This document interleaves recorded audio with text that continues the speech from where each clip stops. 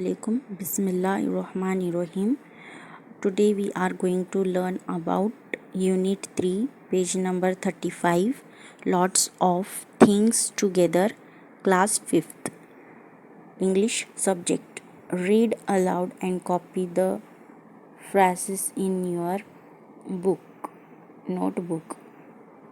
ज़ैल के फ़िक्रों को बुलंद आवाज़ से पढ़िए और अपनी बयाज़ में नकल कीजिए।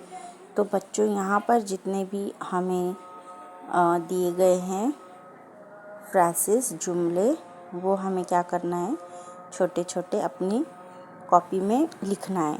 ठीक है। A flight of birds, a flock of geese, a flock of sheep, a grove of tree, a pack of dogs, a swarm of bees, a colony of ants, a herd of cattle, a group of children, a team of players, a crowd of people, a bundle of clothes, a bundle of sticks, a bunch of flowers, a bunch of keys, a bunch of grapes. बच्चों, ये जो हमें English में कुछ जुमले दिए गए हैं, तो यहाँ पर हैं अलग अलग हमें वो वर्ड्स इस्तेमाल किया गया है। इसमें आपको समझना है, जब परिंदे उड़ते हैं तो क्या होता है, उनको जब झुंड वो बनाकर उड़ते तो उन्हें फ्लाइट बोलते हैं। ठीक है, एक साथ वो क्या करते हैं, उड़ते हैं, फ्लाइट करते हैं। अ फ्लॉक ऑफ गीस। तो बच्चों देखो, यहाँ पर अ फ्लाइट ऑफ बर्ड्स का मतलब होता है झुंड, परिंदों का झुंड जो है उसको बोलते हैं हम। फिर उसका अ फ्लॉक ऑफ गीस का मतलब होता है हंसों का परा, हंस का परा। ये अ फ्लॉक ऑफ शीप, और ये जो बहुत सारे यहाँ पे मेंढे दिख रहे हैं, भेड़िए, उनका क्या है, ये रेवर्ड।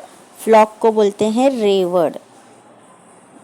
फिर उसके बाद अ ग्रो ऑफ ट्रीज, यानी पेड़ पौधे जो होते हैं एक बागीचे में जो रहते हैं, ग्रो झुंड, यानी बागीचे में बहुत सारे पेड़ पौधों के झुंड होते हैं, तो ग्रो का मतलब है झुंड। ठीक है। फिर a pack of dog, pack of dog का मतलब है कुत्तों की टोली, पैक यानी टोली। अ स्वॉर्म ऑफ बीज, यानी उसको भी हम पराई बोलेंगे, मतलब हनी बी जो होती है, बीज, शहद की मक्खी के परा, मतलब उसका एक वर्ड है स्वॉर्म का। फिर अ कॉलोनी ऑफ आंट्स,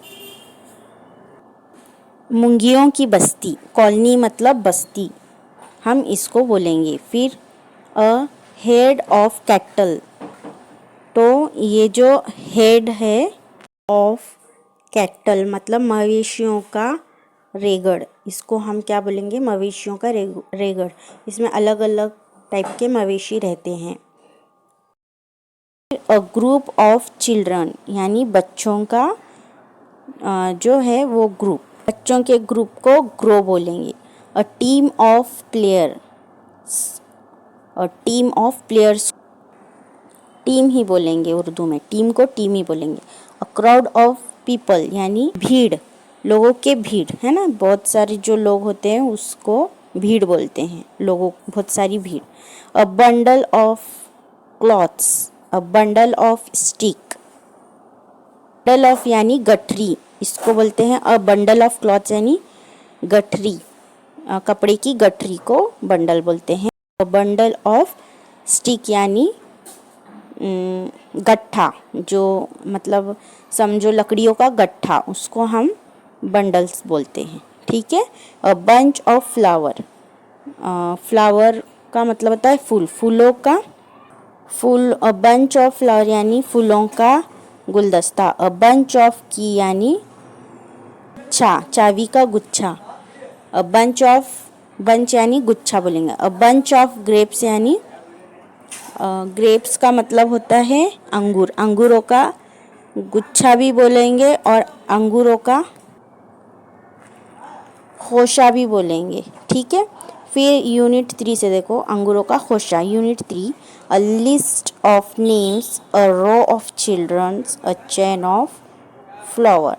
और लिस्ट ऑफ नेम, नेम का जो होता है वो क्या होता है, फहरिस्त होती है, नामों की फहरिस्त। अ रो ऑफ चिल्ड्रन, और बच्चों का कैसे होता है, रो होता है, लाइन होती है। अ चैन ऑफ फ्लावर यानी बहुत सारे फ्लावरों का चैन होता है।